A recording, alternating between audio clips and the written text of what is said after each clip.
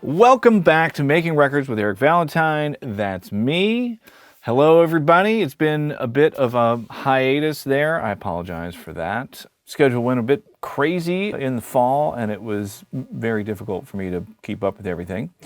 I've just been, trying to finish a record, and when that happens, I just don't have as much time available to work on stuff. And so once I dive into a recording project, it pretty much just swallows up all of my time, and there's just everything else kind of just falls apart. So, but it's nice to be recording stuff. I'm back in California, as you can see, if you recognize it. This is my little spot in Topanga, back in the house there. We made our journey here towards the end of December. Had our cross-country road trip all the way from Vermont to California. My family loves a good road trip. Pack everything up, grab a bunch of stuff, throw the dog in the car, just start driving. It's great. So that was good. We made it here safe and sound. The transition this year was far less dramatic. We had no narrowly missed terrorist attacks, and our house didn't almost burn down. We actually, made up for how it went last year. It rained in California in our area for like 10 days straight leading up to our arrival. The day we got here, the rain stopped, and it's just been sunshine ever since. It's just been beautiful. So, wonderful arrival here in California. It's beautiful, having a great time. Had to get my little space set back up. It functions as a yoga studio while I'm doing my thing in Vermont. So, I have to take some little yoga cushions and stuff out of here, pack them away in the basement, get my speakers back out, and get everything going again. But it's all set up again. Sounds as good as ever. Love this room, and I'm ready to get back into things here in California. I'm very close to finishing this most recent album project. We're literally doing final mix tweaks right now, and it was interesting. I was able to go back to Vermont for my week. I do this thing where for 1 week each month I get to go back to Vermont by myself and then do my really just be in the control room all day or just be recording all day thing for a week. And it's amazing. It's amazing to have that again, just in small doses. I don't know that I really want, my life to be like that again, but having it for a week is incredible. And it's sort of just highlighted again for me the importance of staying in that flow state, especially when I'm mixing. Each time, after a long break from mixing, each time I sort of set down to do it, I kind of have to get back in the flow of it. And through the course of this album project, there's been moments where I've touched on, working on some mixes and stuff, and whatever. But just doing these brief little moments where I touch on it for a second is very difficult for me for some reason. I really have to just completely immerse myself in it and go through that process of sort of relearning the speakers and really knowing for sure what I'm hearing will really translate, especially with speakers that are sort of as dynamic and open sounding as what I have now. They're very transparent, very honest speakers, and there's tons of headroom. So there's things that feel great in the room on a system like that are amazing when you're sitting in the room, but when you try to translate it to systems that don't have anywhere near that kind of headroom or even that kind of low frequency response,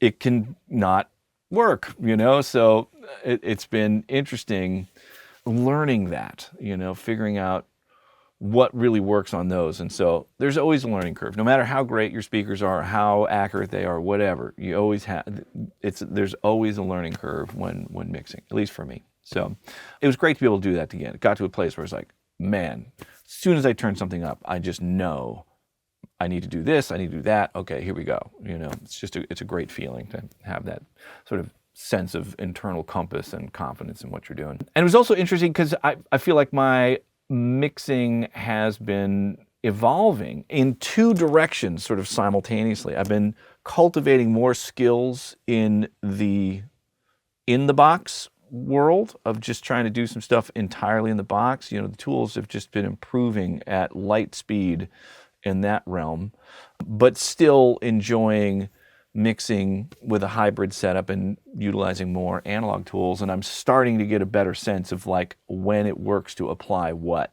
And in this most recent project, I did extreme experiments with that, doing some where it's just try it just totally analog, and then try one that's just, you know, all in the computer, and then being able to go back and pick, okay, this really worked great in box tools, and this really worked great with, you know, analog tools, and trying to get the best of both. It's just been a very interesting process and evolution. So, you know, at some point I'll be able to pull some stuff up and try and share what I feel like have been important discoveries for me, you know, just trying to dance between these two worlds and approaches of mixing. They can be very different. Sometimes, you know, the techniques and approaches that I would take in the analog world just don't translate directly to the digital world. And you got to approach things a little differently. I'm learning that. It's cool. So that's been going on. You may have heard, you know, you may have heard when Undertone was at the AES convention recently, I revealed that I've been working on an EQ plugin that's very, very close. The sonics of it are right. We're sort of at the stage of the process where I'm just kind of like trying to bat away some of the last little bugs and functional things, you know, make sure it's really stable and there's no weird little glitches in it and stuff. But it's sounding the way I want.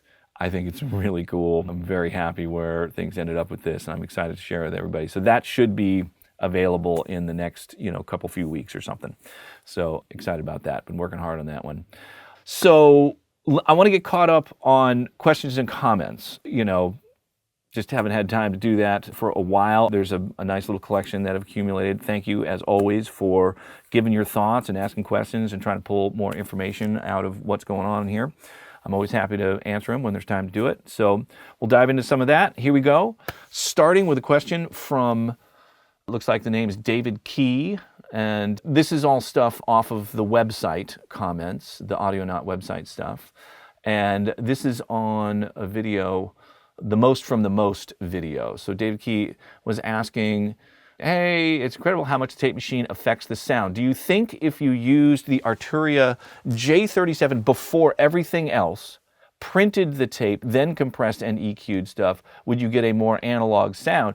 You know, I think I probably would. You'd essentially be adding an additional analog tape generation in there with a digital emulation of it. The Arturia J37 emulation is really good. You know, it really has a lot of real analog tapey type feel to it. And so it's possible that there would be some things that really need that extra, you know, a more heavy-handed processing from the sort of analog tape sound, whether it's an emulation or the real thing. So there could be circumstances where that really would be beneficial.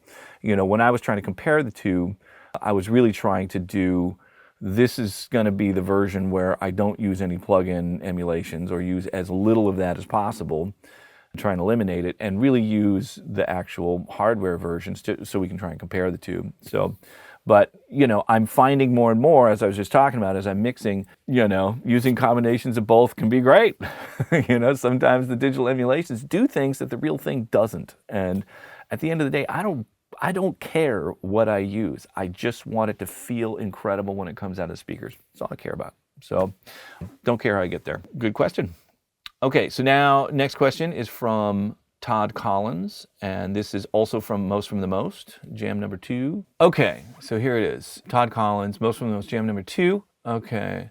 And so the comment is, I would be curious to see what you could do with an entirely in-the-box production, ergo using Superior Drummer, DI bass, amp captures, and STL tone hub, and how good someone with your skills could make it sound. So that means like no microphones, only using instrument emulations or amp emulations along the way.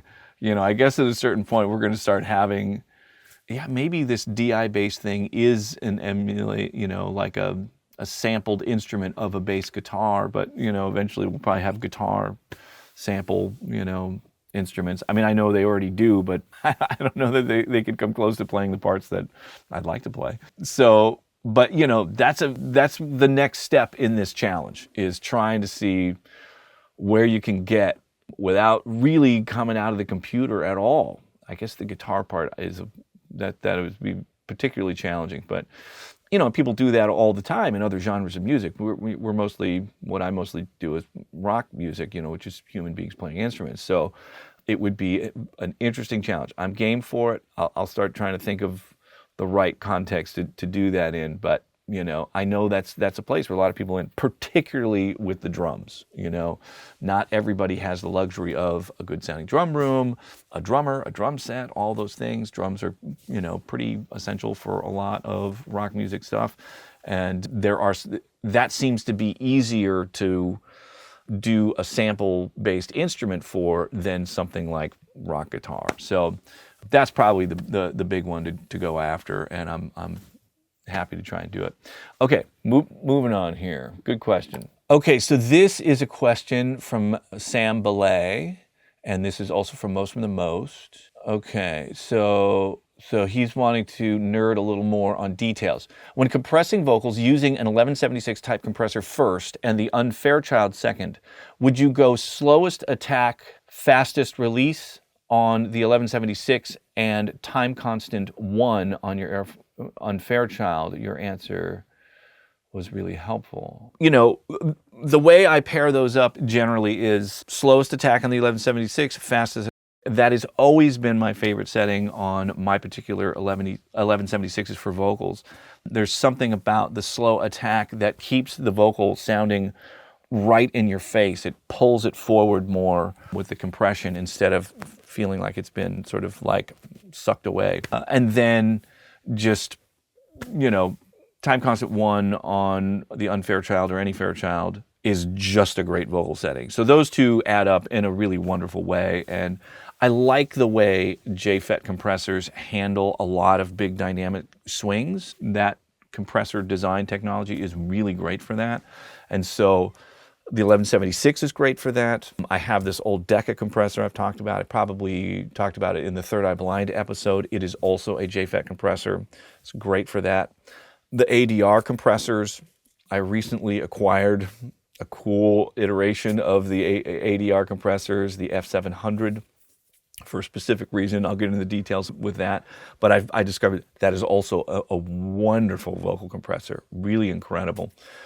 I got more curious about it. There was an interview, Rick Beato did an interview with Glyn Johns. It's a great interview. And Glyn identifies the ADR F700 as one of his favorite compressors. And I think he specifically says it's his favorite vocal compressor. I was dying to try it. He was not wrong. It's great. So they're just great. It's a great technology for compressing vocals. There's something about it. It can do huge amounts of gain reduction while still not sounding hugely compressed. It just stays kind of big and open and in your face. It's just really good for that. So I don't know, that's my general thoughts about it. Good question there. Okay, moving on. So looks like we're going to be in Most from the Most, jam number 2 for a little bit here. This is a question from, this is more of a comment from Curtis Burns, and it is, I think aside from amp simulators not being able to get the high mids and high frequencies right, to me, the saturation also feels separate from the guitar itself, almost like it's happening in parallel to a clean DI signal. A microphone in front of a cranked up amp doesn't feel like that. The saturation is very much baked into the sound. I'm convinced this is part of the reason why modern metal guitarists love to use amp sims. They're able to get their guitars to poke through a wall of drums and cymbals much easier because the amp sims are keeping the transients more intact. I agree with that. The most successful versions, I think I mentioned this before, that I've heard of the amp sims is definitely like the really super saturated, super heavy chug-chug kind of guitar stuff. It works pretty incredible for that because I think what people are going for there is something that is reaching into the realm of sort of a surreal guitar sound. It bears no resemblance to the sound that was originally going in. The direct sound is so far away from where you end up that I think a digital version might actually be more effective at making something that's really wildly extreme and intense and whatever, with all of that. So it seems to be really, really great for that, and a lot of people seem to be gravitating in that direction. And I think the comment about the the DI sounding, having the sound sort of layered on top of the DI. I get that the sound does have a weird dynamic to it compared to a real amp, which is kind of what I'm more familiar with. But yeah, there's definitely some weird differences there still between the two. But yeah, cool comment there. So now we've got another most from the most. This is Kenny Gilmore saying, not sure if you've explained this before, but curious to know how exactly you print the stems when working with this hybrid setup. Are you printing each instrument in real time to capture all the processing, or do you have a way to streamline things? I've never really settled on a particular formula for doing stems. It has all of its sort of weird complications.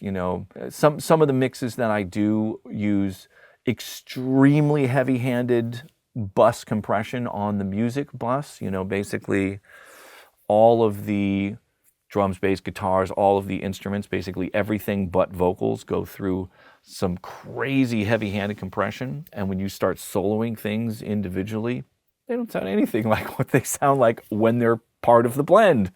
And so that's been a problem that's plagued the whole stemming process for a long time.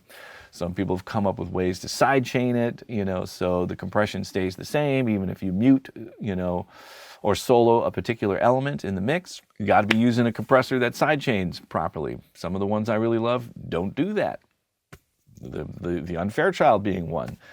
It doesn't do that with a separate source because it's a feedback compressor. You can't feed something else into the sidechain return on that compressor and have it sound anything like what the original thing is, or how it normally does its feedback thing. So it is impossible to do that. So, there are challenges there with that make it difficult. And so I've gotten to a place where I'm not really trying to have the stems add up to sound exactly like the final mix. In my case, often that is just impossible to do. And so I capture, drums, bass, guitars, keys, percussion, whatever, various elements in the form that they are that's being sent to that bus. And so if I wanted to recreate the mix from the stems, all I have to do is put the compression on the collection of stems, and I wouldn't have to recall any of the individual information. So it gets me a whole lot closer. And if somebody else wants to work with the stems, then they'll have to recreate some version of the compression on there and might have a cool take on it. If it's being used for doing some sort of surround mix or immersive version or something like that, then, conceivably it's going to be approached differently anyways. So, and doing those, everything's in the computer for any of the sources that aren't going out in a way where it's being processed externally on an individual channel on my passive summing mixer. I just I just commit it in the computer. In other cases, there is external processing going on that's not a hardware insert, so I have to run it through the whole thing and record it back in as a stem, So it just varies a lot. I don't really have like a set way that I do things. I'm just not that much of a sausage factory mixer. So, which has its pluses and minuses, like I'm definitely slower, but I'm constantly experimenting and trying stuff and trying to evolve as a mixer. And I just enjoy that part of the process. So I doubt I'll ever change that. So yeah, not one answer. I figure it out as I go, but nothing revelatory there. It's, pretty basic. Okay, so now I got another one for most from the most, jam number 2. So this is username Andrew Gosden, and it says 2 things. Your discovery about the Vogue reminded me of when Boz of Boz Digital Lab released his Bark of the Dog plugin about a decade ago. It was kind of a parody of the fact that Vogue is basically just a resonant high-pass filter. And at the time, it caused a little bit of a stir among audio nerds. So I guess somebody else had this realization. I haven't tried the Bark of the Dog version of this, and I didn't realize that it was actually sort of a poke at the voice of God thing. But yeah, I did see mention of it on there. But that's funny. Yeah, it's It looks pretty simple what it's doing. Okay, so then secondly, I must admit I was surprised at the huge difference between your in-the-box and analog guitar sounds. I've experimented with this personally, and while I certainly have nowhere near your amount of expensive outboard gear, your experience, blah, blah, I do have some nice guitar amps and a decent signal chain. Yet, I found differences to be a lot closer and harder to pick, especially when I modeled my amp, cab, and overall signal chain with Tonex. But then it got me thinking. I seem to remember you fairly radically EQing the DI before you hit the amp sims. Did you do the same EQing of the DI signals in this mix before you hit the analog gear? If not, might that account for such a radical difference? I mean, that practice of EQing, mostly it's a practice of boosting some mid-range on the DI signal before it hits the amp, was discovered a long time ago. That's something I've been doing a long time in the analog world with amps, and I used like a little Boss parametric EQ pedal, or sometimes the MXR, graphics pedal, graphic EQ pedal. And so that's something I've been doing a long time. And I definitely did it with the analog version of those guitar sounds for sure. Now it's really easy because you can use, a super clean plug-in EQ on the DI before it goes to the reamp box that I use, which is, a satellite, an Undertone Audio satellite box, before it goes to the amp. And then, because those plug-in EQs, they don't add any noise, they don't add any other color. And so you really are just getting the DI with some amount of EQ change to it. And I actually prefer it. The pedals definitely changed the sound in some way or another, maybe sometimes for the better, but often I didn't want it to change. I just want exactly what the DI was with a little extra mid-range. Much easier to do that with the digital tools. So, but yeah, I definitely did do that in both cases. That's definitely my preference. And I think what I ultimately did was I took the DI track, because the track in the session was basically the DI with an amp sim on it. And I just bypassed the amp sim and sent that to a reamp, to a real amp. And depending on the amp, I would adjust the setting of the EQ. I don't recall specifically if I changed it a lot or not. I had the option of doing that. Maybe I did, maybe I didn't. But, I just tweaked it so it sounded good with whatever amp it was going through. It would be the same case with the amp sim anyways. Anytime I changed to a different amp sim, I would probably adjust that EQ a little bit. But that's how the process went. I pretty much left everything before the amp sim and just sent that to a real amp instead. So there you go. Good question. Okay, more Most from the Most Jam number 2. This is Christoph Maringer, and the question or comment is, thank you for the deep and knowledge share. As you mentioned, the gaffle, treating the bass drum in 4 different ways in your follow-up YouTube to Most from the Most. I'd be very interested in this technique.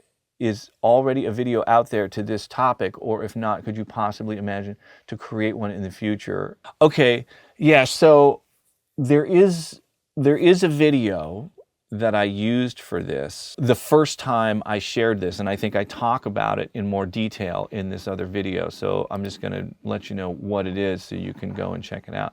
Okay, it is the video that's titled Eric Valentine Origin Story, my first time in a recording studio, plus cool mixing tricks with only 8 tracks. So this was the first time that I shared this technique of using gaffle to divide the kick drum into 4 different frequency ranges.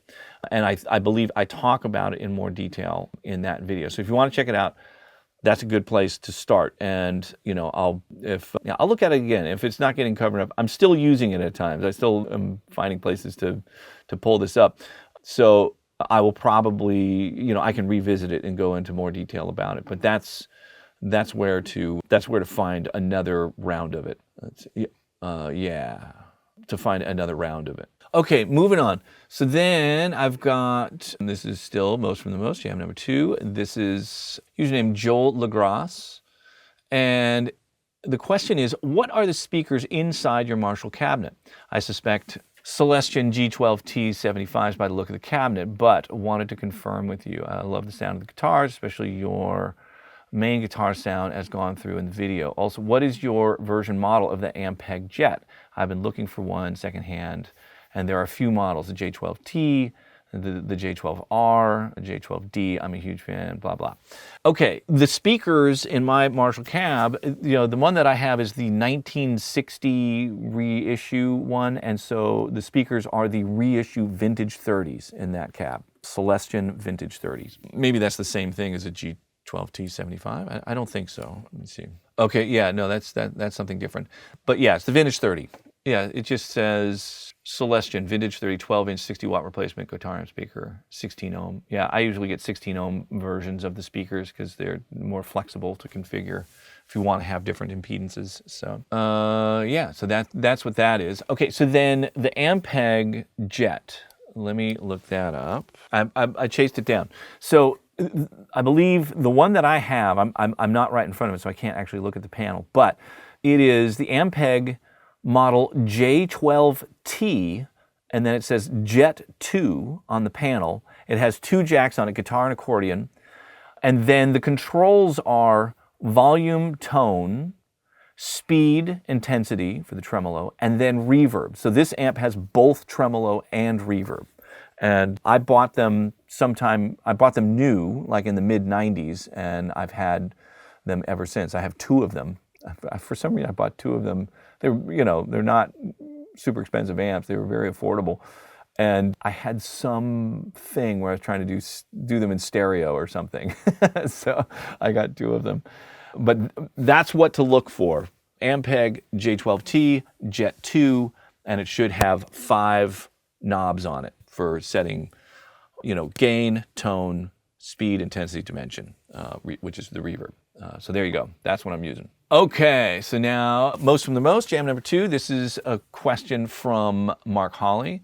It says, total side question. It's a video format we watch here. Oh, it's a Vimeo format which we watch here, and whenever I am at a place for lunch with AirPods in to listen and watch on my newish iPad, I cannot get these videos to play. I can watch anything I want on YouTube or other streaming services with no issues. Am I the only one with this problem? Lunch is my only real time to absorb without a million interruptions. Any help would be great. I'm just curious to know if anybody else is having that issue with the videos playing back. I haven't experienced that, but yeah, so I don't know if this gentleman's in a different region or what might be going on there, but always try to make this thing work better for everybody. So just let me know if anybody's having issues playing back these videos. Okay, so now here's something about a different video. So this is Spotlight on Technology, the real EMT 1040S plate reverb versus a plugin, and this is from, I believe, Matthias Royce. Hopefully I got that right.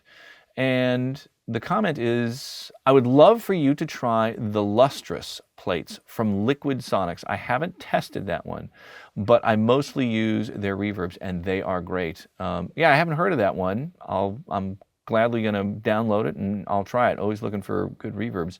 So yeah, I'll check it out. Thanks for the recommendation.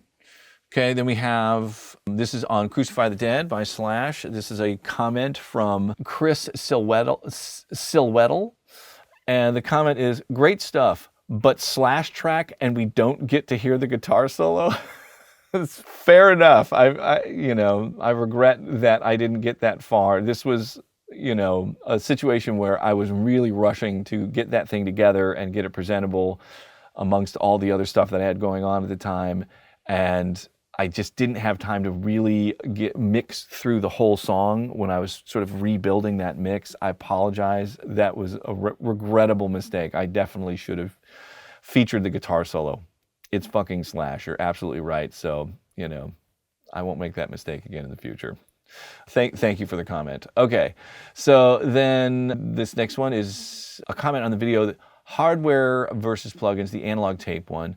And they're just suggesting another episode similar with the Arturia version of the J37 would be cool, in most from the least, where you were full of praise for that plugin. It would be interesting to compare that. I'm planning to do that. This new crop of tape emulation plugins is so much better. It's a real leap forward.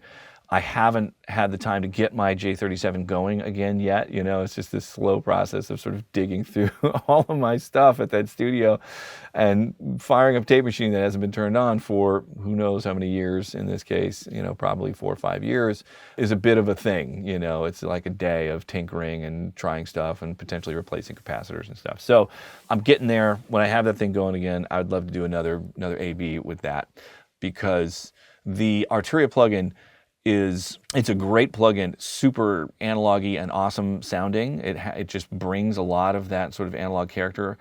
The resulting sound does not sound like what I remember the J37, my J37 sounding like. So I'm curious to see if I'm remembering that correctly. I remember my J37 sounding a little more open, but you know, yeah, I'm curious. I'm definitely going to do it at some point. I'll get there. Thanks for the suggestion. Okay, next one. This is on the video Walking on the Sun, Production Deconstruction. This is from Scott Grenier, a friend of mine, a brilliant engineer and designer. He built this summation box, which I used for a long time, made my, you know, hybrid setup and passive summing mixer work for a long time. Now I'm using the NG leveler made by Wes Audio. Loving that. Yeah, the functionality, just the interface, everything works really incredible on that thing. Super, super great design on that. So Scott's comment is, it would be great to be able to download or cache these videos so I can watch them when I don't have internet on a plane.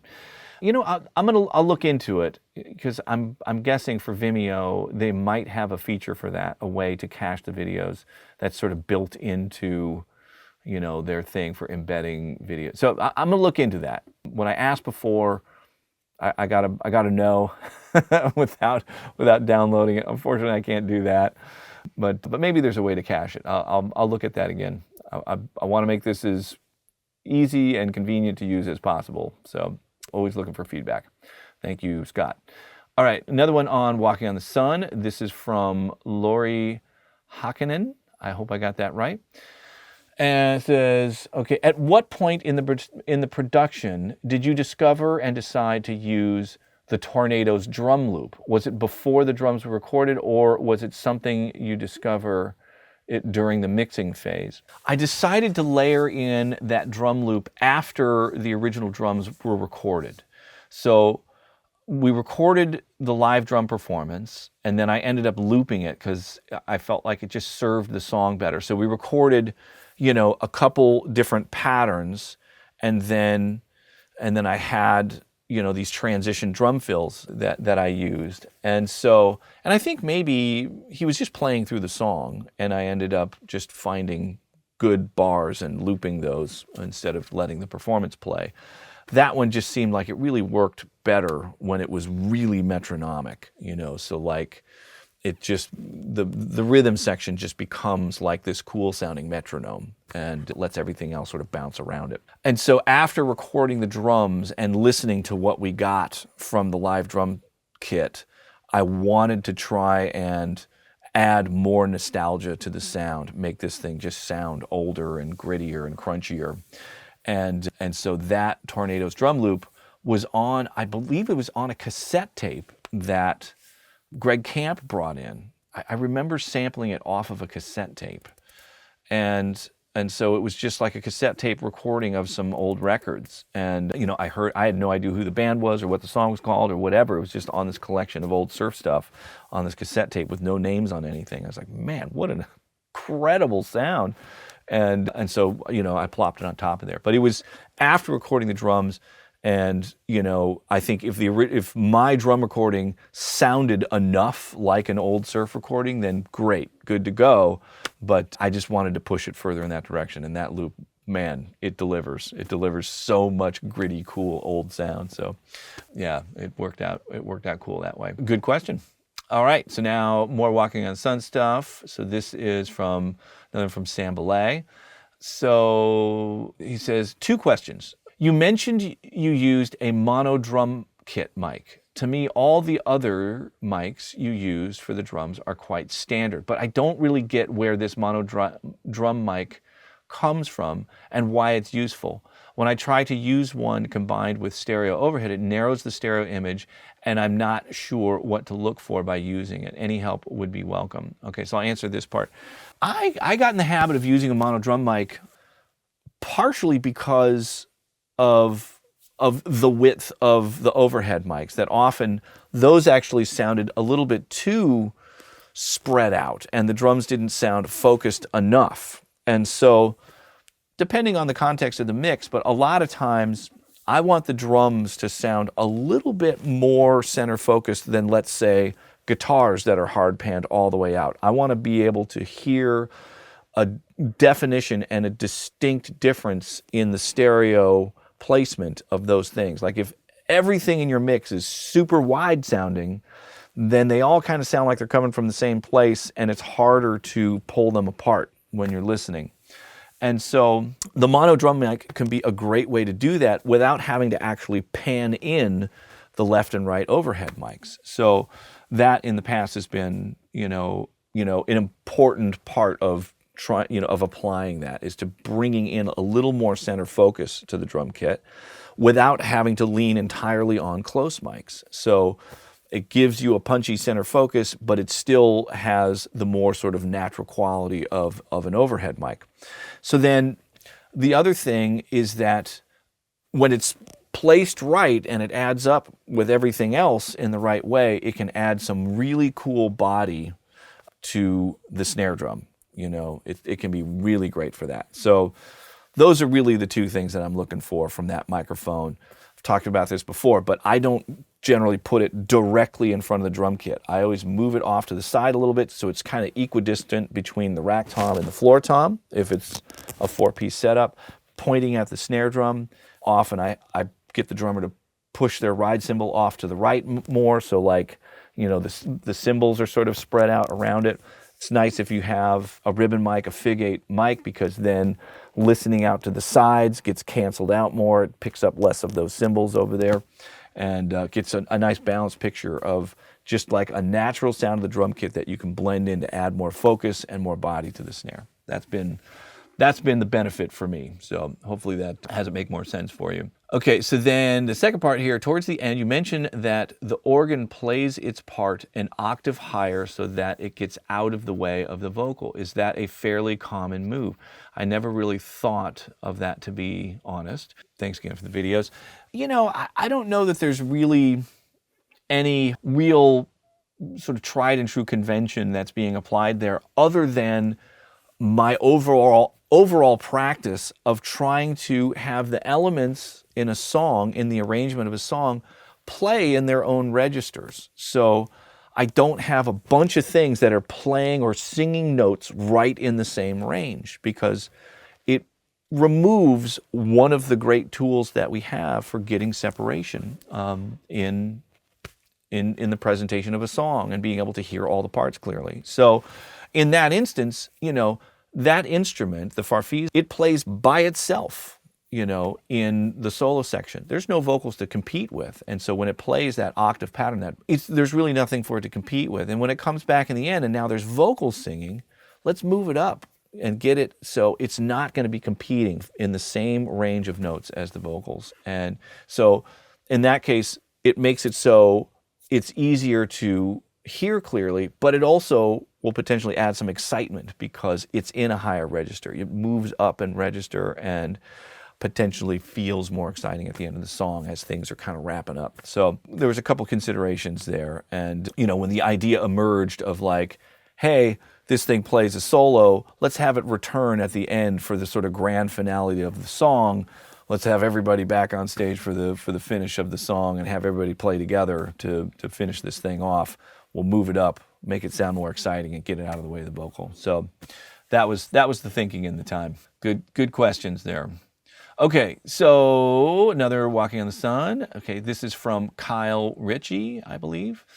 And the comment was, I was revisiting Smash Mouth after decades after your YouTube short. I've listened to Walking on the Sun probably 20 times in the past week because of that, and I've been wondering what kind of distorted keyboard is making that amazing sound.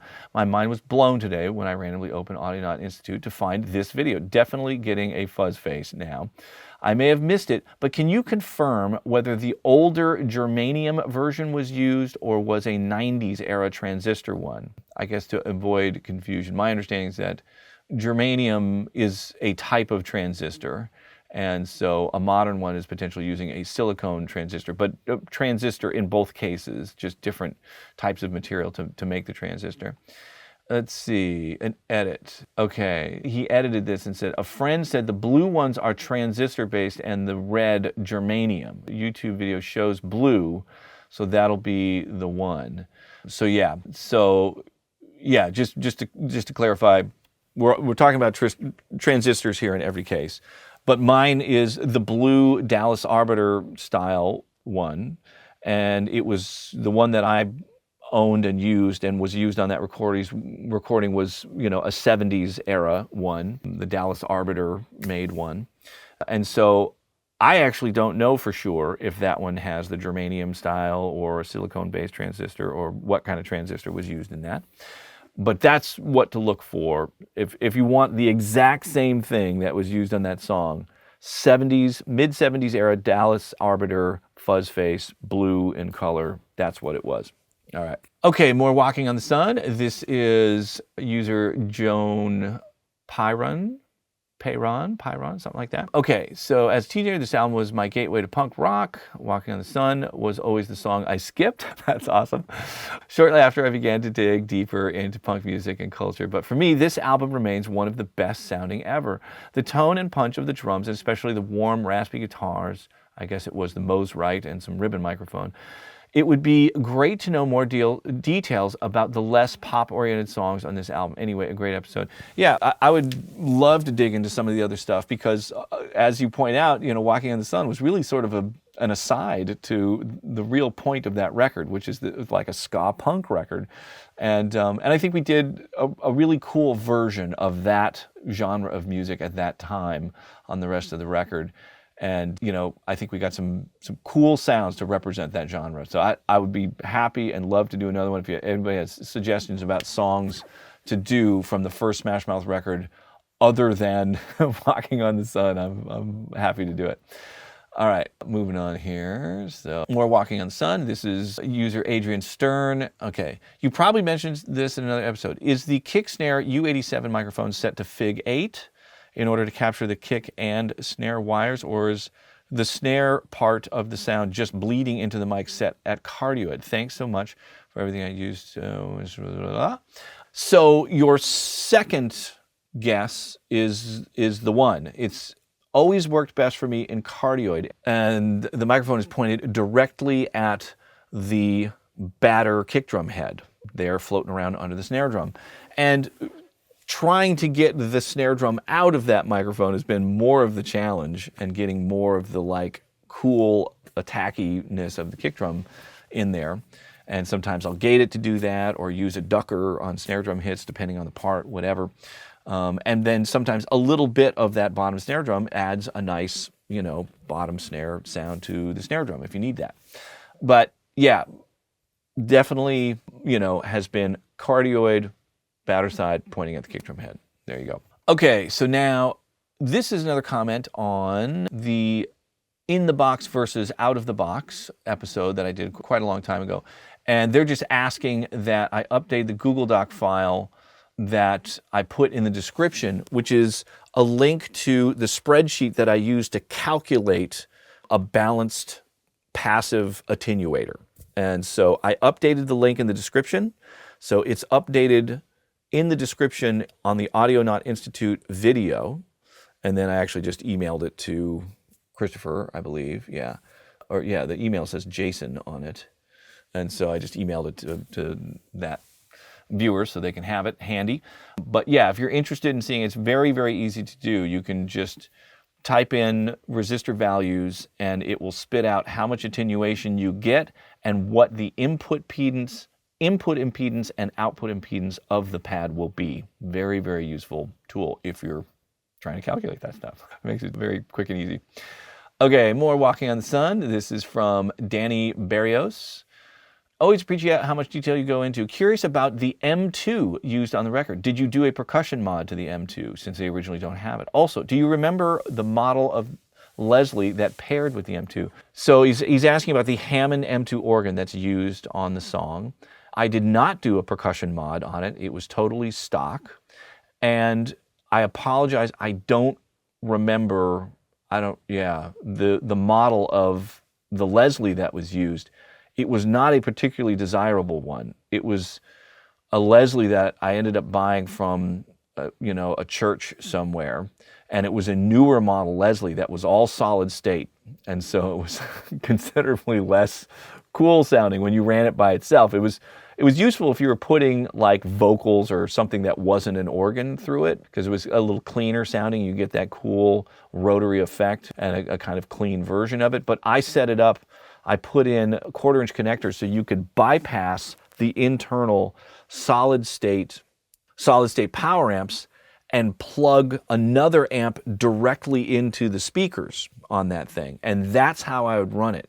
So I had like an instrument output on the M2. I'd go into a guitar amp, often my little Vox Cambridge, or I had a matchless Lightning amp, which is like similar to an AC30 type amp.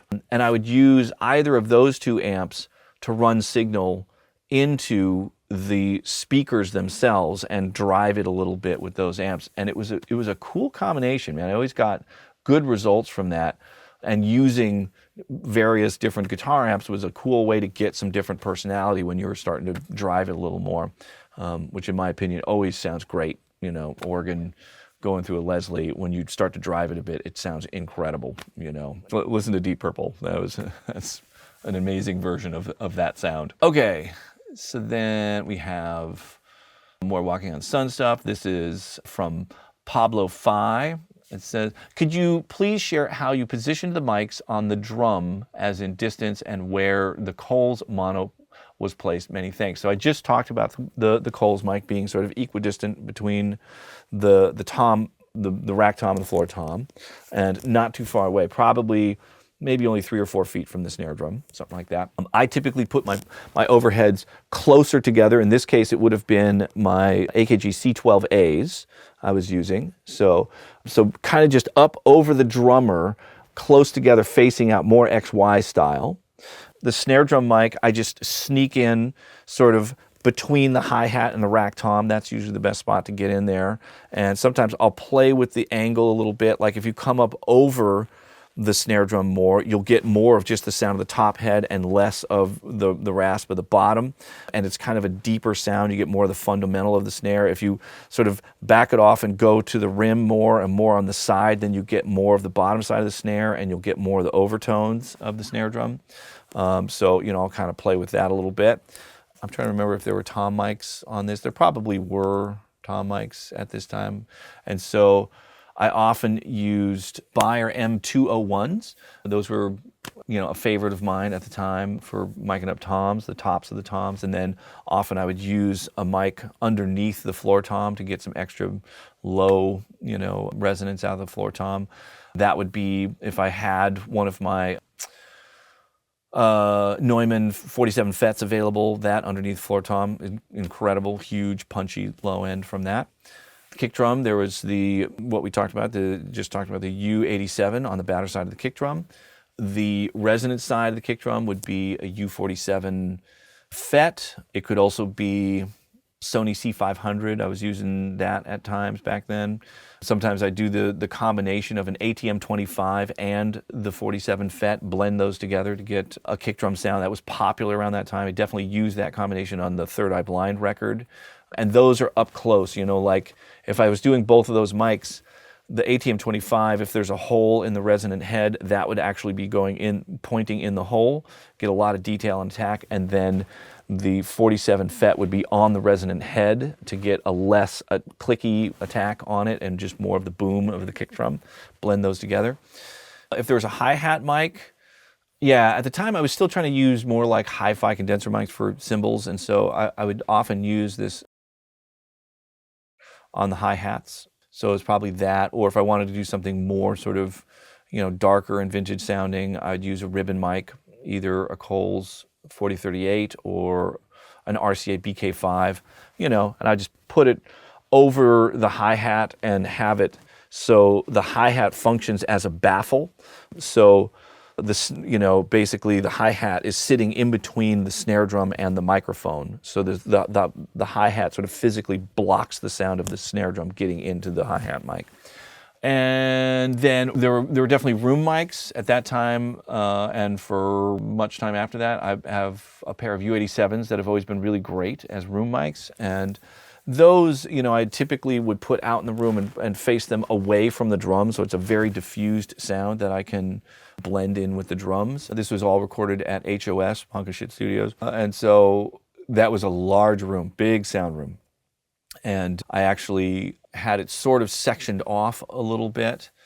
Had I done that by this time? Yeah, I had done that by this time. And so this was in sort of a sectioned off part of the room that had carpets down and stuff, so it wasn't super splashy and a super long decay. It was a little kind of darker, warmer reverb sound in there.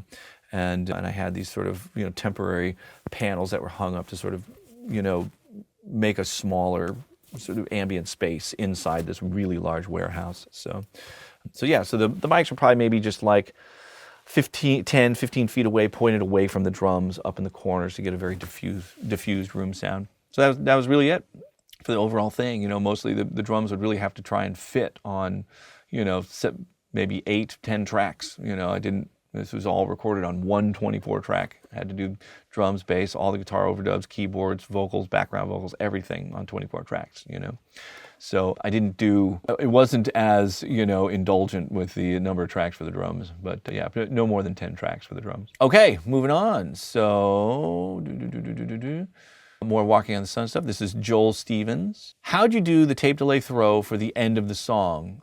The Digitech, or was that a real tape throw? Also curious where the idea came from. I've heard it done before. I'd love to hear where other people get their inspiration. So yeah, it was definitely the Roland Chorus Echo, a real tape delay that has reverb on it. Love that thing. Used it all over the place all the time. Still love that thing. Use it all the time. And so it was a real tape delay throw at the end. And I think it was just to further try and enhance the nostalgic sound of that song. Other people have done it in a more sort of modern context. Radiohead had done it, I think probably not long before that. I'm trying to think when Radiohead's OK Computer came out, because that has a very featured sort of repeating, distorting tape delay in it. That might have influenced me a little bit. But yeah, I think it was just a way to try and make the ending of the song a little more interesting and a little more nostalgic sounding. And I think that's something I threw on towards the end, when we were sort of prepping it to mix, kind of a thing. But yeah, that's as much as I can come up with for the inspiration on that. Okay, so now we have something here on the recreating the When the Levee Breaks drum recording. Okay, and so this is a comment about John Bonham's matched grip as a drummer that I talked about in that video. You can check it out if you're not familiar, but he plays what is called matched grip. So you hold both drumsticks theoretically this way, but he does it differently with the two hands, where in his right hand, the butt of the stick is sticking out the back of his hand about this far, and in his left hand, it's sort of, the butt of the stick is sort of cradled in the palm of his hand. So I noticed that in the midst of researching that whole thing. It just blew my mind. It's like, what? It's so crazy. Why would you play match grip different? Here's somebody giving a possible reason for doing it, offering a possible reason for doing it. So the reason he plays match grip the way he does could be a timing thing. Drummers like Steve Jordan sometimes do it too. When you grip the stick more up, the distance between your wrist and the tip becomes shorter. Thus, the time between your wrist moving and the stick hitting is a tiny bit shorter. Okay, the left hand works the other way around. It equals a tiny bit later. So, gripping, a longer grip means it'll be, what that does is it makes your right hand on the top of the beat and your left hand slightly behind, more laid back. It's a good trick to help control slight timing difference when playing on top of the beat with a laid back snare. Cool consideration there. That very well may be the case with this, and it's just something about it just feels better for Bonham when he was doing that. To me, I think a part of it, I said this before, but I think there's the way he grips the stick in his right hand just gives him more control over having a lot more subtle dynamic control when he's playing hi-hats and cymbals and stuff. So I think it's easier to play softer when you grip the stick that way. And then, a longer stick, it's easier to have a louder hit every time with your snare drum. I think it helps balance the internal dynamics of the drum kit for him. That's part of my theory. It's probably a combination of all this stuff, and it just felt right for him. But man, very, very interesting choice there by Mr. Bonzo. Okay, I'm going to have to take a break from this. We'll finish it up later because I have to get on a Zoom call. I had to take a quick break there for a Zoom call. I'm back on it. All right, here we go. Another Walking on the Sun episode question here. So this is username Cowabungadude3. I think there's maybe Cowabungadude3. Okay. The question is, so all space echo sends go to the same box in varying amounts, or does each send get its own space echo? It would be interesting to see how you'd mic plus mix drums from various decades. Super interesting to see your approach with this sort of 60s mix and the 90s mixes. Yeah, so my recollection and just generally how things were possible to do, I was mixing on this Neve 8038 console back then. Or actually, no, the final mix was done on the 8128, the Neve 8128.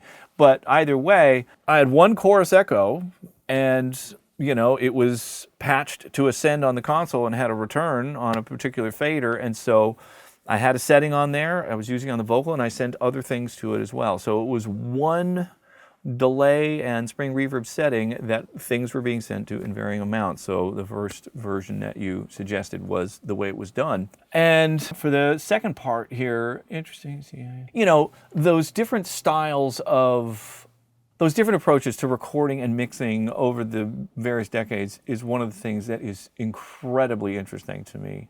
The evolution from, let's say, the 50s is probably the beginning of when they'd even think about putting a mic on the drums.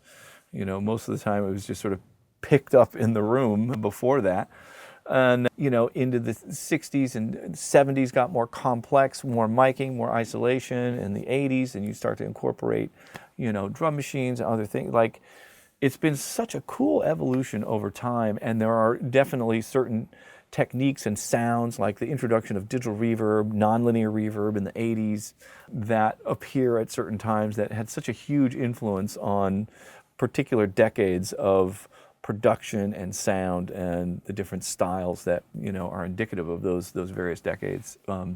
But I love that stuff, and I love trying to recreate those sounds of all those different eras. So yeah, maybe there'll be an opportunity for me to try and dig deeper into some of that stuff, and I can do an episode specifically about 60s style drums and then 70s style drums and whatever. Try and choose a sort of iconic example to recreate, from the various decades. That would be really fun to do. Okay, so now we've got, this is from the most follow-up questions and comments. So there was an additional question that came with that. Okay, so it says, unrelated question for future vid. What power amp are you using for your Strauss monitors? I remember in your Topanga tuning speakers video, you were using a QSC PLX and mentioned doing a power amp comparison video. Would love to see more on this topic, as I feel there is a lot of BS on the topic, possibly stemming from not easily being able to AB amps. Yeah, we have very similar feelings about this. I think I've talked about it before. So on the Strauss monitors in Vermont, I'm using a Bryston 4B, which is, I would say a very respectable power amp. They're nice, they're super reliable, very quiet, You know, I think the only criticism people have had of those power amps is that they're can be a little cold, a little hard sounding. Maybe that's the case. I've used them pretty much my whole life. I used them with the Uri 813Cs that I had for a long time, and I'm using one now.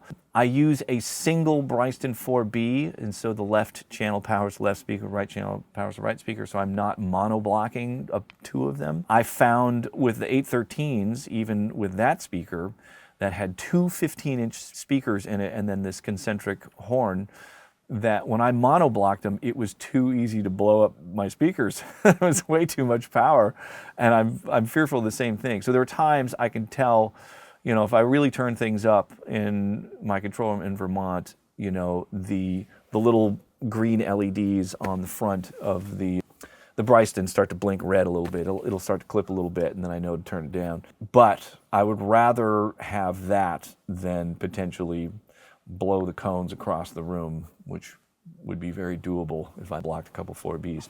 So that's what I'm using.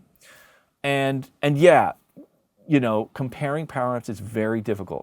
I've heard a lot of people go on and on and on and on about, oh my God, this power amp sounds so amazing, blah, blah, blah, blah, blah.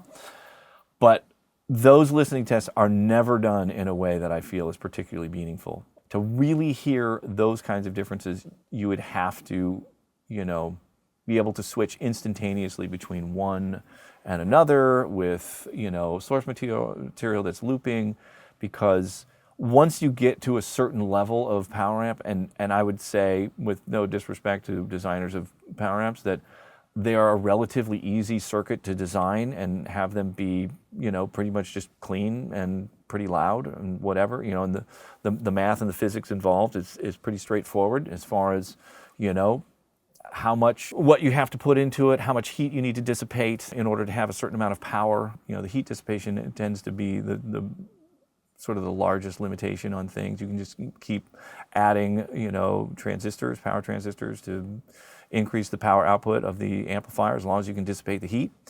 And so it's relatively straightforward. There was a huge innovation with Class D amplifiers, which is what almost every modern power amp is based on now, which is wildly efficient. And that's why you can have these, you know, power amps in pretty small boxes with not a lot of, you know, venting or fans or heat sinks, and be able to get away with having that much power. So there's very cool innovations along the way. And, you know, I think they're all pretty flat and don't have a lot of distortion in them. They all pretty much sound the same to me. So I'm sure there's probably some differences when you get really, really into it. But man, setting up a way to A/B them in a way that you'll actually be able to pin those down is tough, you know. So I don't know that that's really been done in a meaningful way. I've never heard of anybody doing it in a meaningful way. So I'm equally, you know, I share your skepticism of it. And I've gotten good results from power amps that cost thousands of dollars and power amps that cost hundreds of dollars. I think they all work great. There you go. All right, so now we've got another question from the most, the actual episode of it. And this is from username Jacob A. So the comment is, it rather seems to me that you are so used in the realm of analog that you missed a few points within the box. Okay, yeah, so they're saying that I have a lot more experience in the analog realm than I do in the box realm, which is totally true. I'll concede that immediately. Tonex is not the greatest for guitar sound. I would go for Neural DSP. I tried to do that. It was very crashy and unstable. I couldn't quite get it to work. Archetype Nolly, so this is some other thing. This one I haven't heard of, which is so versatile. I hardly use Tonex for any distorted sound. There may be some cool modulations and delays, but that's it for me. With processing vocals, your analog mix sounded so full in many aspects. But again, it seems to me that if we put someone used to mixing in the box, it would be a different story. Eric, you're one of the best mixers out there. I love your work. This is just an outside observation. And super fair. I totally agree with this. The bulk of my experience and knowledge with mixing is definitely mixing with analog equipment. I am far from being an expert with in-the-box mixing. You know, as I talked about earlier, that version of mixing is evolving for me, and I do feel like I'm starting to get, you know, a better skill set in that realm that better optimizes what tools are available and how to use them. It is different than how I apply tools in the analog world with hardware. So, figuring that stuff out, but totally fair.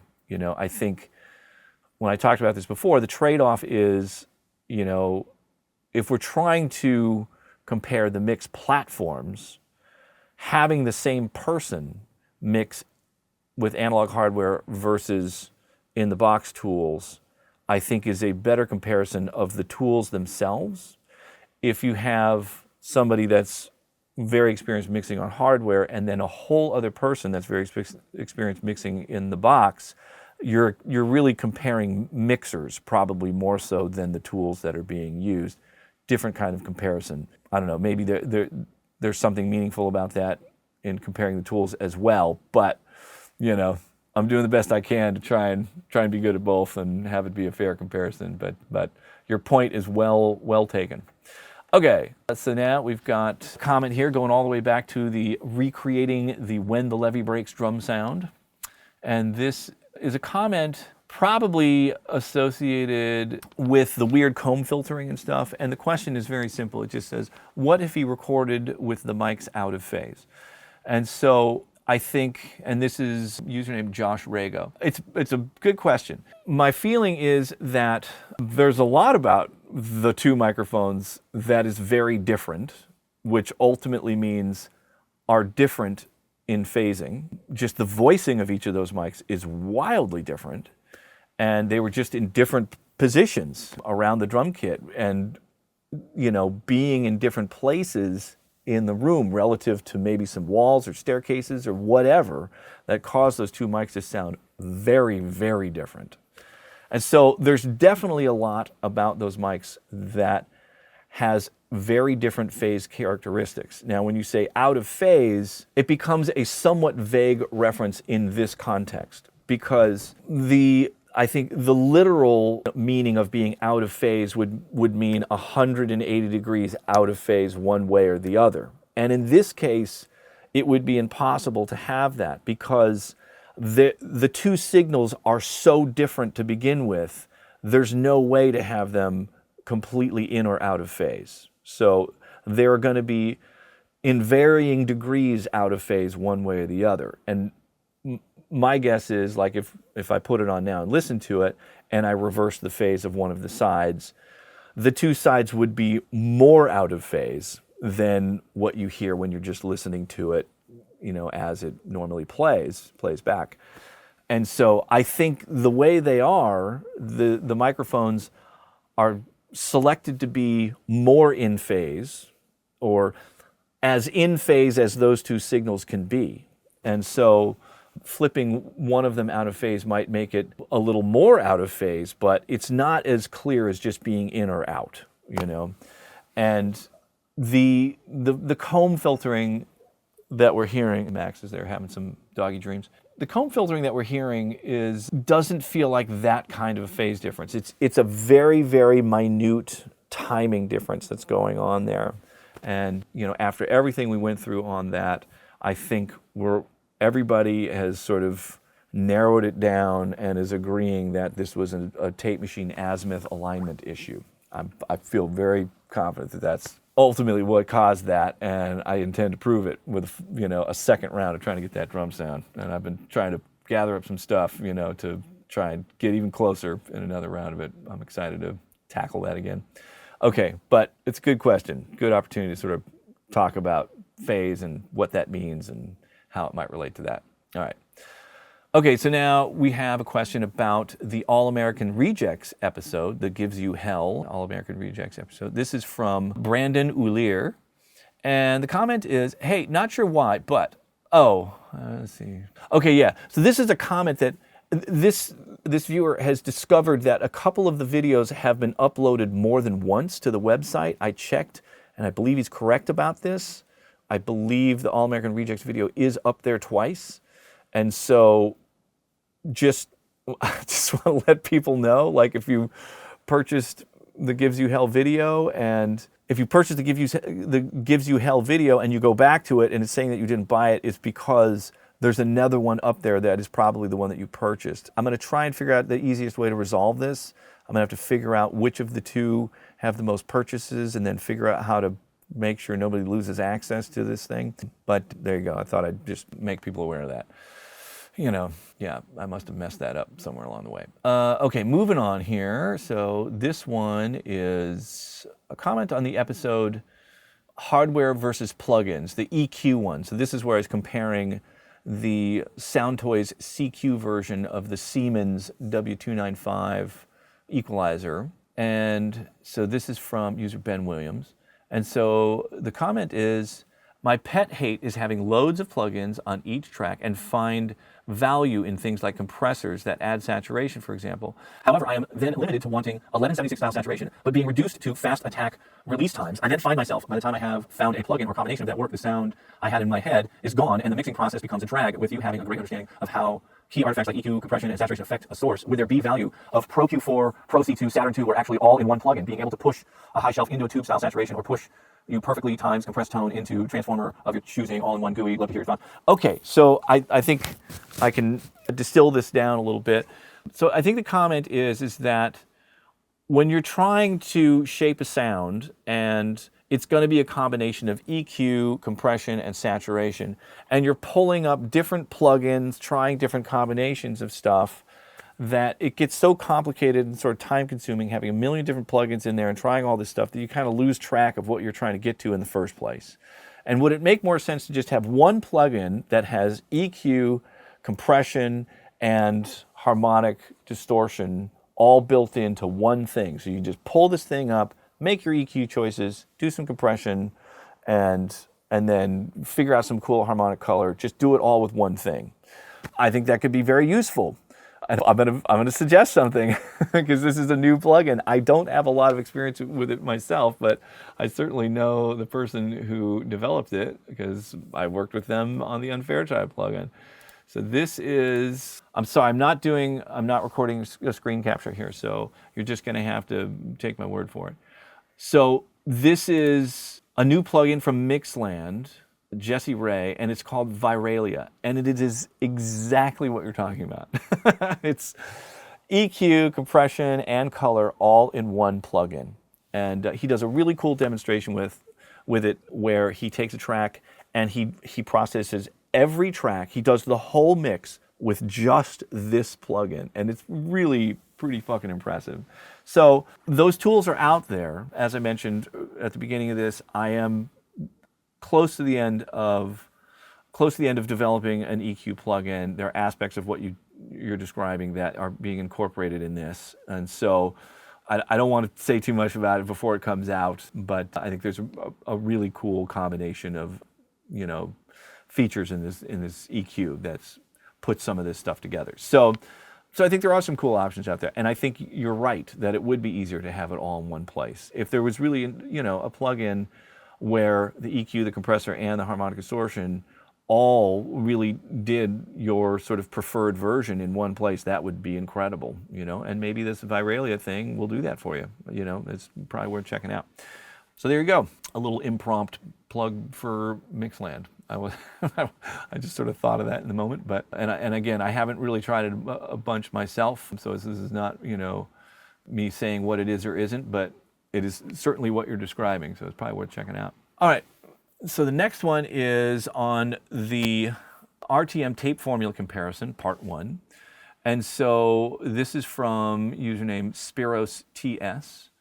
And so the comment here is, the blind test was so much fun. In my opinion, it would also be interesting if we could choose in the questionnaire, 1, if we did the blind test via the video, or 2, if we downloaded the audio files. These two cases could potentially have different, quote, success rates or results. I agree. The resolution that you would be able to hear from the downloaded files versus through YouTube, I think could make a difference on this.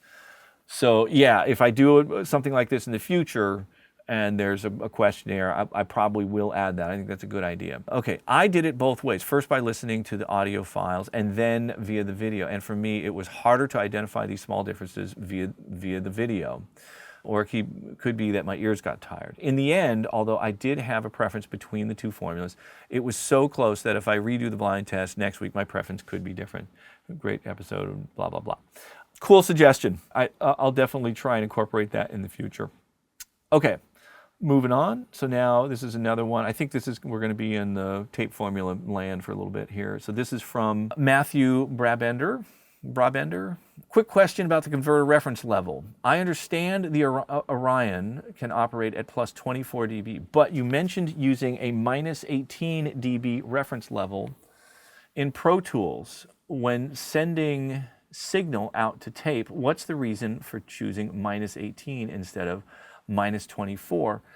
Well, part of it is the various standards that are being used. And so plus 24, so there's a difference in how 0 is being defined in the digital world versus the analog world.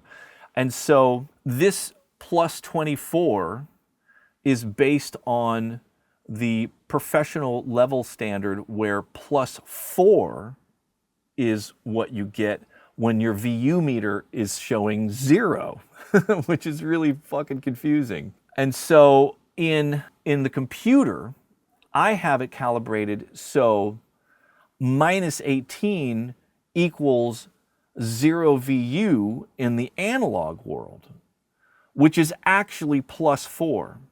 So if I go all the way up to digital 0 and I add 18 dB to that, the level that's actually coming out is plus 22, not plus 18, right? Because minus 18 equals 0 VU, which equals plus 4 dB. And you add 18 to that, you got plus 22. So that means, in theory, if the Orion is in fact plus 24 dB before it clips, what I measured might be a little lower than that. But let's say it is, that's probably where you want to be. So you would clip digitally before you clip the, D to A converter's analog output, which I think makes more sense as you're translating from the digital world to the analog world. You don't want to still have headroom in your computer, but be distorting the output of your converter, because you don't really, other than maybe an overload light on the converter or something that's showing you the analog side of things, you wouldn't really have an indicator for that. So it's better to just be able to trust the meter in your computer. So if the Orion really was in fact plus 24, then you could actually calibrate your digital headroom to be minus 20, and then they would match up. So by the time you start clipping in the computer would be the same time that you're clipping on your converter. But I think it's probably smarter to have a couple dB of, headroom left in your converter. So I think that's the reasoning. Oh, and then you actually specifically, instead of minus 24. So if you calibrated your computer to minus 24, by the time you have a signal go all the way to 0 in your computer, that is plus 28 out in the analog world, and you'll definitely be distorting the output. So there it is. It's confusing, but that's my understanding of what's going on there. All right, good question. Okay, so now we've got something about, this is an episode I did. It was the history of barefoot recording. This was right when I was in the process of selling that studio, and I just wanted to sort of celebrate, everything that happened there.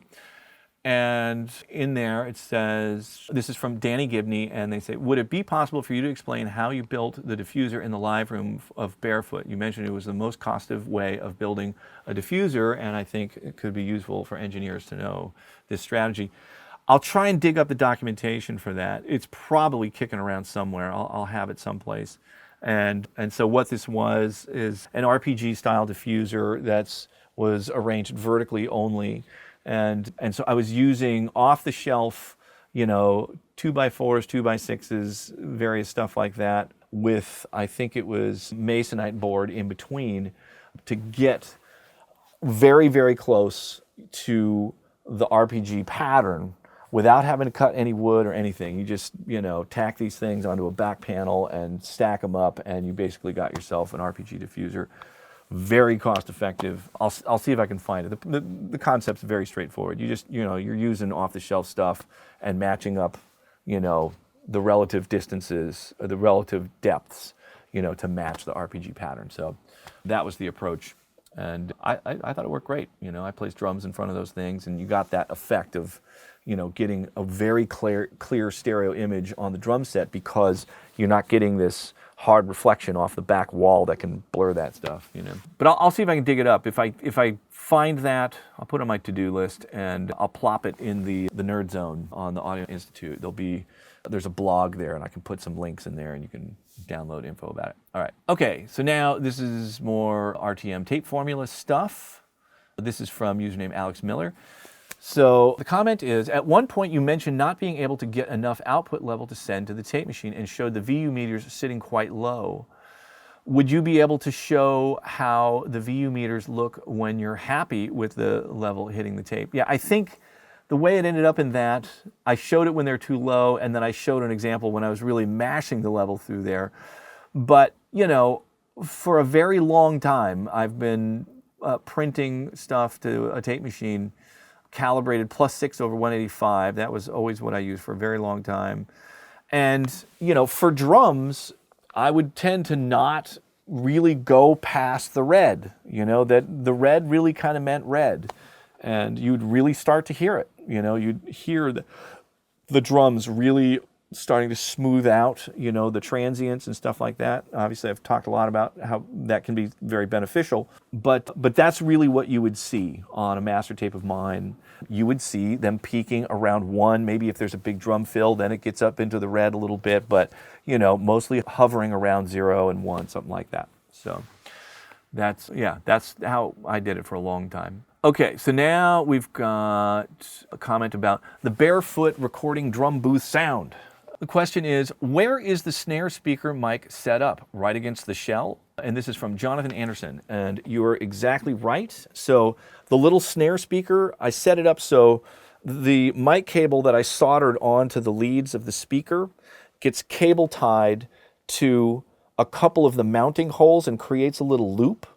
And I would take that loop and literally just hang it off one of the lugs on the drum, so it would just sit facing into the shell on the side of the snare drum. So that's how that would get placed. Probably maybe just, you know, a ½ inch or an inch down from the top rim, just pointed straight into the shell. So yeah. And then another one from Jonathan Anderson about the same thing, asking, which pattern setting do you favor for the 77? I tend to keep it in the figure 8 pattern. The other settings can be useful. I did a round of testing all of them because I wasn't really familiar with them. And so I set it in front of a speaker and graphed what the frequency response with all the different settings on the back, because they are really quite different in there. I don't have those fuzz measure results on this computer. It's on my computer in Vermont, but I'll try and pull those up and share them at some point. It's pretty informative about what you get from those different patterns. But generally, I just leave them in bidirectional. So what, you know, ribbon mics, that's what they naturally do. I'm trying to just have it do its thing. But yeah, I'm glad you reminded me about that, because I might experiment with that more moving forward. There's definitely something to be gained there for sure. Okay, so now there was a quick little video about blind listening test instructions. And so this was a question that came in on that. So this is from a username Rick Warrener. And the question is, wondering if maybe a spotlight on technique down the phase rabbit hole, EQ crossovers, some plugins, parallel, of course, time aligned by ear, and not some well-known something plugin as maybe good, not so good attempt.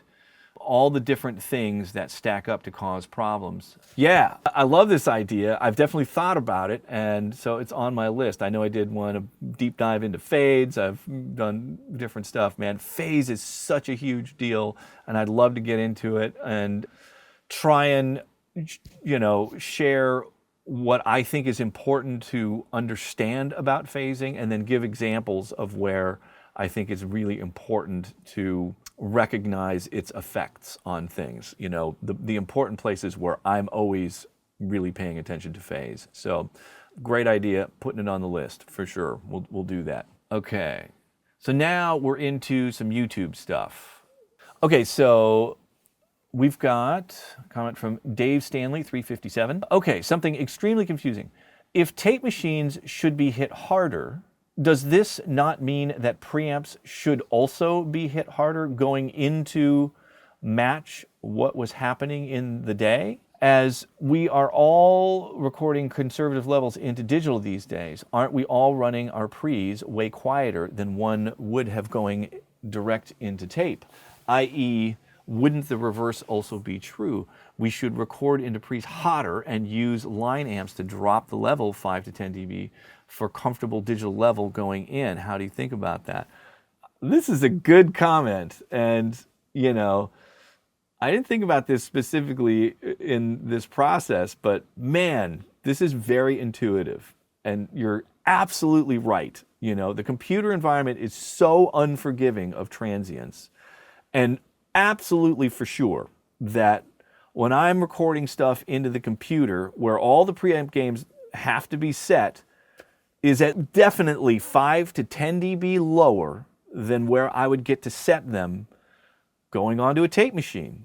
And that's going to have an effect as well. You would get more color, you know, from the preamps as well. It's definitely, I think, affecting things in both places in the signal chain, you know, at the preamp and also, you know, what the tape machine does itself. And so, you know, there is the other factor that, you know, for a long time, preamps were really, you know, part of a console system. And what a lot was done, a lot of how that was set up was like in a Helios console, you know, those Type 69 preamp EQ modules, they were designed to be part of a console system. And they weren't designed to have the headroom to drive enough level. They were designed to set the level to a place where you could turn it up with a fader to the place where you would want it. And so they were always assuming that you were going to add the last 10 dB of gain with a fader on a console. And so there's a lot of variables there. Neves were different, you know, every stage of the Neve had the same like plus 28 dB of headroom in the design of that circuitry. And so it was the same wherever you went. That's why those modules stand alone were always really great. They translated great outside of the console because it's the same amount of headroom as you would get coming out of a bus on the console. But man, that's a really, really good point. So, you know, in addition to the sound of the tape itself, there's also going to be a difference in how we're hitting the amplifiers in the mic preamps as well. So we're potentially losing something there as well. So really, really great point. Okay. So now there's another one here. This is from Sam Spivey. And let's see, the comment is, I did want to ask, when making mixing decisions, do you have a paradigm that you operate from in terms of making choices? And what is the hierarchy of those paradigms? There are a lot of moves you are making that are just not intuitive to me or the viewer, but sound good. And I feel like learning how to know what something is missing and how to solve that problem is the meat and potatoes of the gig. Any feedback would be great. Thanks for your time, and thank you so much for your amazing work over the years. Okay, yeah, this is a great question, and you know, I think it really speaks to a larger question of if you're going to throw yourself down the path of being a music maker and being on the recording side of it, the principles are relatively straightforward. You can make things brighter, bassier, drier, wetter, left, right, you know, whatever. Those things I think are pretty straightforward. And more important than learning those principles and techniques is knowing what you want to hear, because you have to sit down, you're presented with a bunch of stuff, and you have all of those principles available to apply. The question is how to apply them. And the how is derived entirely from what you want to hear come out of the speakers. And so that's a really, really important thing. And for me, it came so much from the music that inspires me. You know, I don't know that it's possible to create in a complete vacuum and have no influence by anything else around you. And I feel like even once you learn what all the rules are, what everybody else does, it's good to know those so you can know what rules to break and try and find your own unique paths to carve once you know what other people have done and how they did them. And so I'm a huge proponent of doing A/B comparing when you're mixing and really being tuned into what things do you put on your speakers that just feel amazing when you turn it up and just make you go, God, I love the sound of this. Fuck, I can't, there's no way I could turn this up too much. It just feels incredible. Like once you know what that is, then you can start applying all of the various techniques and principles to try and get there. But, you know, it's kind of ready to be handed to you in stuff that's already out there that you love. That's the roadmap to finding, you know, your path to what you want it to sound like and what choices to make. So that was the path I took. All right, good question. Here we go. Just a couple more here. Okay, so this is from username Connor Robertson. And it says, I have a question that may seem a bit random, but I was wondering about the drum panning in Song for the Dead. Why is it that in the main part they are panned to the left? Just curious. I've always wondered what the idea behind that was. You know, I have no aversion to peculiar panning choices, but I did not mix that record, and so that choice was made probably by Josh and Adam Casper, the gentleman that mixed the record, and they did a great job of it. And so I can't really say what the motivation was, and I don't think on any of the rough mixes or anything that we were doing that at that time. I seem to remember when I heard the final mixes, I was like, oh, cool, wow, they panned the drums to one side. So that was a choice that was made, you know, when they were mixing it, and I didn't mix it. So I can't tell you why they made that decision, but I think it was a good one. It sounded really cool. Okay, but thanks for the question. Here we go. This is, for this one, it looks like I only have an email address. So a mixing standpoint at something, something, something.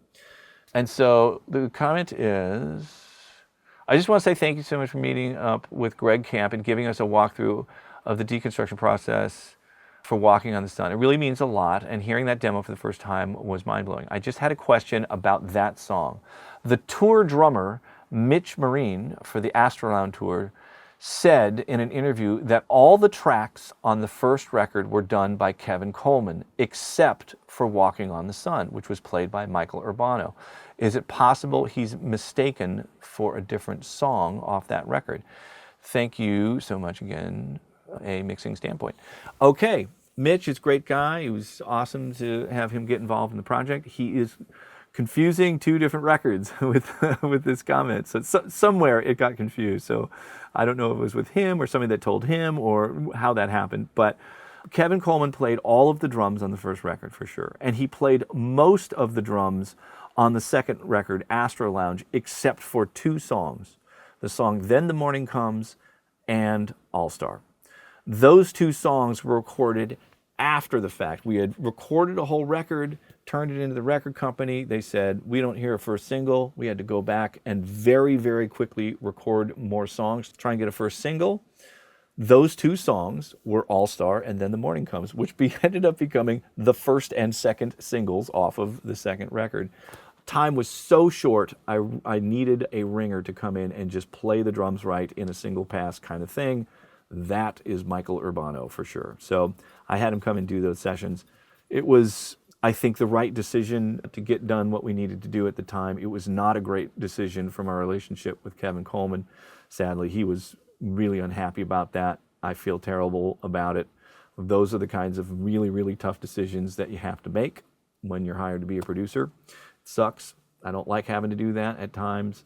I still stand by the choice. I think it was the right thing to do for the record, but you know, I totally understand that it sucked for Kevin. He's a good dude. Drums sound great when he hits them, and you know, I wish it could have worked differently under those circumstances. But that is for sure what happened. So I think that's what Mitch was talking about. Okay, I think I'm all caught up. Awesome. So if you sat through all of that, thank you.